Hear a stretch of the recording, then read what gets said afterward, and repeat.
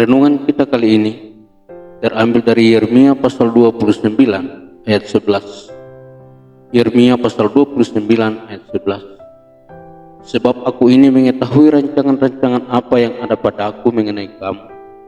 Demikianlah firman Tuhan, yaitu rancangan damai sejahtera dan bukan rancangan kecelakaan, untuk memberikan kepadamu hari depan yang penuh harapan.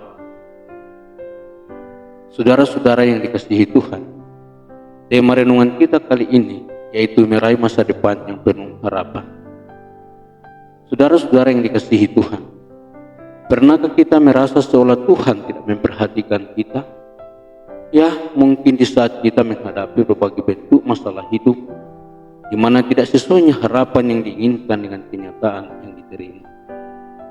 Renungan kita kali ini mengantar kita pada kisah ketika umat Tuhan mengalami pembuangan ke Babel. Di tengah perjuangan dalam masa pembuangan itu, jiwa mereka serasa gersang, seolah Tuhan telah meninggalkan mereka seutuhnya. Disinilah Allah hadir melalui Nabi Yeremia untuk memberi janji penghiburan bagi mereka tentang bagaimana perhatian Allah bagi umatnya dalam segala situasi dan keadaan. Janji itu adalah janji pembebasan.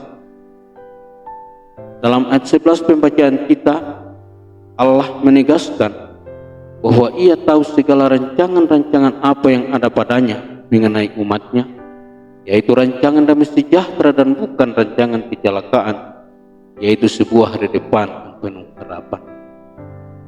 Pemenuhan janji ini tidak terwujud dalam waktu yang singkat, tapi umat Tuhan menjalannya dan baru terwujud setelah 70 tahun sejak pembuangan.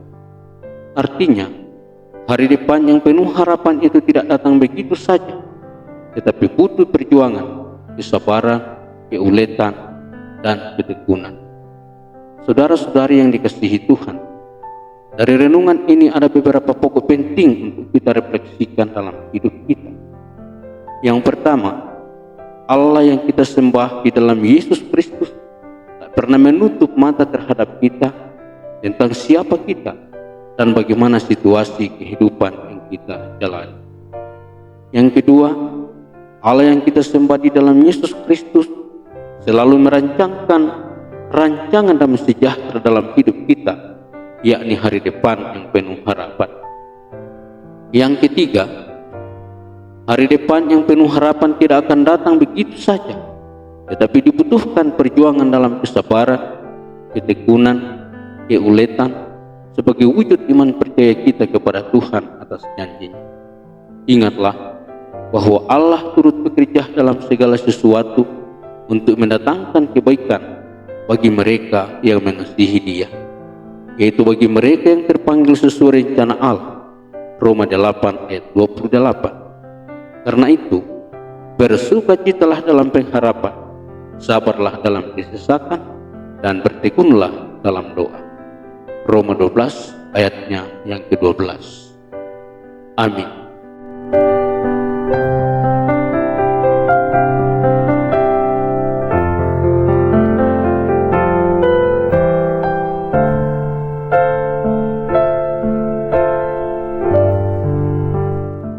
Mari kita berdoa. Terima kasih ya Tuhan atas firman-Mu saat ini. Kami telah renungkan dalam 3 pokok penting, yakni Engkau selalu setia atas hidup kami, walaupun kadang-kadang kami tidak setia kepadamu. Yang kedua, Engkau terus merancangkan damai sejahtera dalam kehidupan kami, yaitu masa depan yang penuh harapan atas hidup ini. Dan yang ketiga, tetapi kewajiban kami adalah kesabaran, ketekunan, keuletan sebagai wujud iman kami kepadamu atas janji setiamu. Meteraikanlah firman-Mu ini dalam kehidupan kami dengan kuasa Roh Kudus, agar menjadi kekuatan iman kami dalam menjalani perjuangan hidup sesuai yang tengah kami hadapi. Bapa, berkatilah umat-Mu dimanapun berada dan dalam situasi apapun yang dihadapi, agar kasih-Mu dan sayang-Mu terpelihara sempurna atas hidup ini.